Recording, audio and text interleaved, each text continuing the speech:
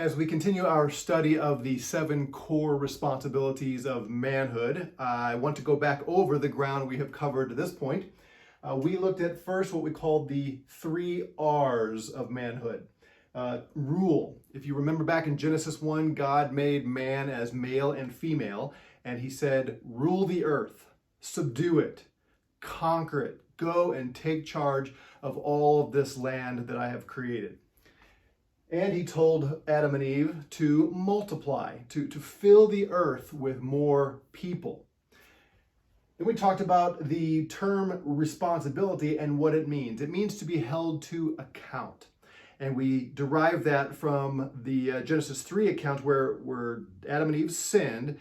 And you remember chronologically, Eve is the one who ate the fruit first, and then gave it to Adam and he ate. But when God showed up to call them to account, he didn't start with Eve, he started with Adam. Adam, as the man, was responsible for his wife and for all that went on in the garden. So man is responsible. Now, of course, we're all responsible to God, but where there's a man present, he has, and whatever has been entrusted to his rule, he has the highest responsibility in that situation. So the 3 R's are these. Now, then we started working through the 7 core responsibilities, and the first one we took from this first R here. The first one is to rule. Men are to rule, to make decisions, have authority, that kind of thing. Then we talked about how man is to produce, and we're to make things and be fruitful. And today we're going to look at the third one, and I want to read Genesis 2:15.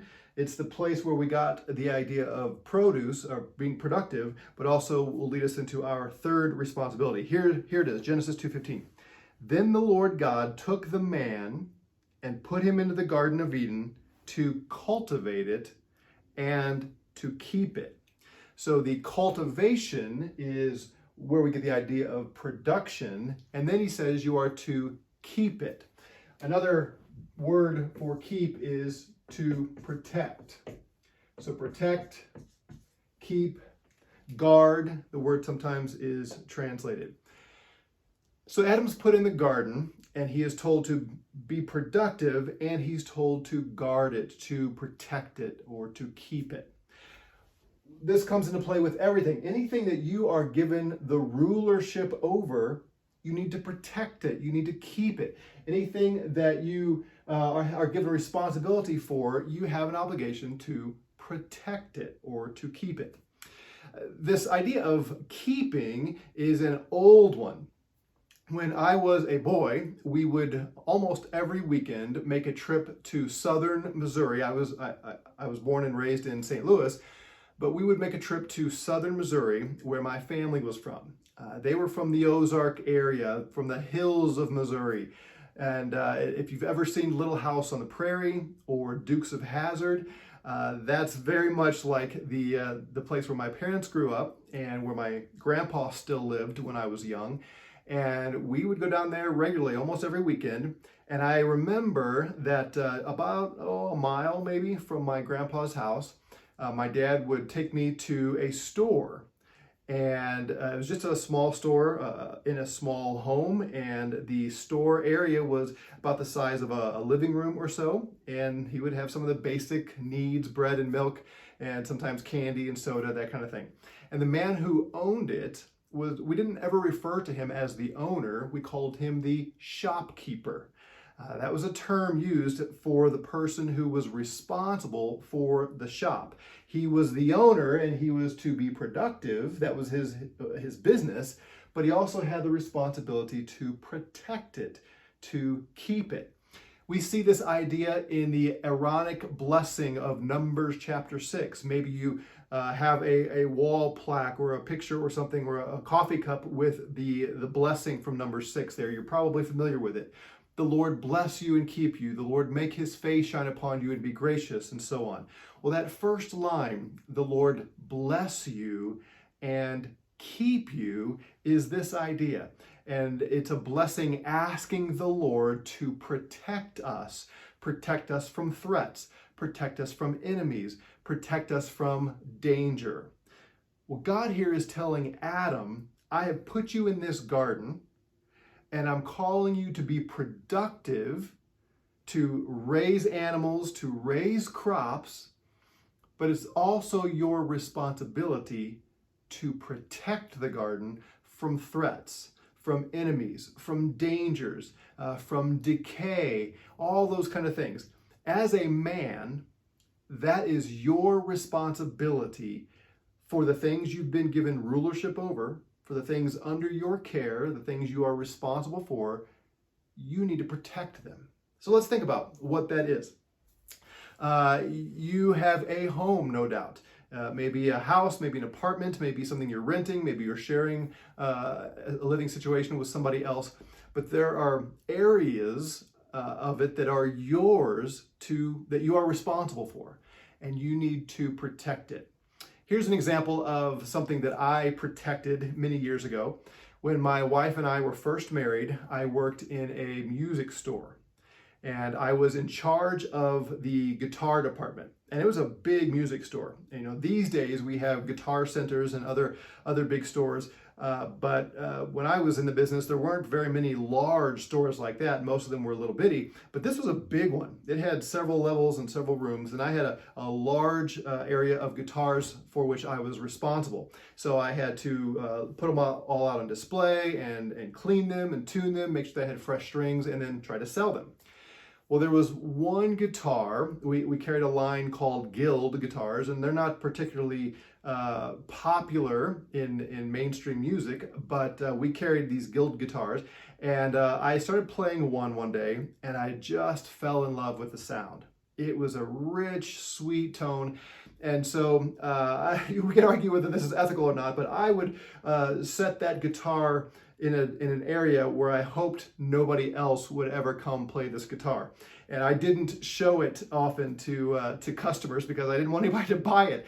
But when I had time to play it, I played it as much as I could, and I gave it lots of attention as far as cleaning it and tuning it and that kind of thing. Well, one day, the owner of the store, Mr. McMurray, called me into his office and he said, "Doug, pack up all of the Guild guitars because I'm dropping the line." My heart sunk because I loved this guitar, but it was an expensive guitar. Now, I, as an employee, could buy it at 10% over the cost, over the store's cost. But that was still a lot of money for a newly married man working in a retail music shop. Well, I took my wife out to dinner, and she could tell I was a little bit sad, and she asked me what was going on. I said, John is going to drop the Guild line. And she knew how much I loved this guitar. And here's where I realized yet again how wonderful this woman is that I married. She said, "Well, we have to buy it." And I thought, yeah, we have to buy it. And so we did. And I just happened to have it right here, this Guild guitar. Oh, love this guitar. So this guitar now was mine, and I was responsible for it, and I needed to care for it and protect it. And here's how I did that. I bought a really heavy-duty, reinforced hard-shell case, and whenever I wasn't playing it, the guitar was in the case. When I was playing it, I didn't wear a shirt that had any kind of buttons or anything that would scratch it, zippers, that kind of thing that would scratch the back of it. I never wore a belt with a belt buckle. I always washed my hands intently before I played it, and when I got done, I polished it up and I put it back in the case and put it somewhere out of harm's way. And on the occasion that somebody who knew how to play the guitar would come to my house, if they asked to play it, I would again make them take off their belt and anything that might scratch up. Okay, might have been a little obsessive. Right now it just sits here, and my kids, as they were growing up, they played it, and I don't protect it the same way that I used to. But that's the kind of care I had for it. I had invested a lot of money, and I was hoping that it would be a tool of productivity for me. I was hoping to make a living in music, and this guitar would help me. And so part of my responsibility for this instrument, this tool, was that I take care of it. Now, again, that may be a little obsessive, and maybe we don't need to care for everything to that degree, but that's the kind of idea, the mindset that we should have over the things given to us. So think about your home. Think about the things that you own. Think about the things that are productive for you. how do you take care of them? How do you keep them and guard them and protect them? Things like in our homes, things like changing light bulbs, things like changing furnace filters. I mean, this is mundane stuff, but if it keeps the airflow in the furnace going well and keeps the harm from happening, then that's part of caring for it. We just last week called out the furnace guy to come and service the furnace. Part of maintaining it so that we have this equipment. We do the same thing with cars. You probably know that we're supposed to get our oil changed regularly, and that's important upkeep of the car and keeping it tuned up and maybe taking it to the shop to get it maintained on a regular basis. When things are in disrepair in the home, that's part of our responsibility to protect it from malfunction and from decay. Just earlier this summer, we had a clog in our sink in our kitchen, and I called a friend because I'm not particularly a handyman. I called a friend. He came over, and we figured out where the clog was, but it was getting late, and we couldn't do anything about it. Except I decided I had a few minutes before Home Depot closed, so I rented a big rotor-rooter kind of machine, and I worked hard and I unclogged that. Well, that I could have hired a plumber and that would have accomplished the same thing. But the point is my responsibility to protect the equipment, to protect the things in my home. Now, normally when we think of protection, we think of things like burglars and robbers coming into our house. If you are in bed at night and you have a wife and you hear something go bump in the night, it is not your wife's responsibility to go see what's making that noise. It is your responsibility as the man. We are to protect our family, our wives, our children, our property. That is given to us as the men. And so we need to take that seriously and get over our fears, get over our laziness, and make sure that we are protecting and keeping the things that God has entrusted to our care. That could be security systems, that can be making sure the doors lock well, all those kind of things. Teaching your kids to lock the doors in the cars when they start driving on their own and all of that kind of thing. Protecting your productivity. Think about your job.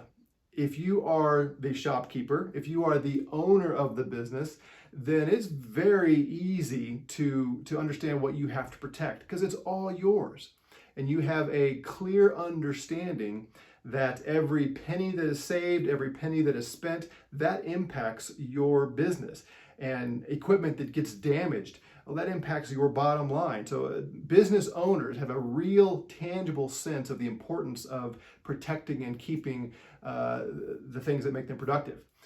But even for those who are not the owners, you still need to have that mindset. There's, on one hand, just the integrity of taking care of other people's stuff. As a Christian, that's good.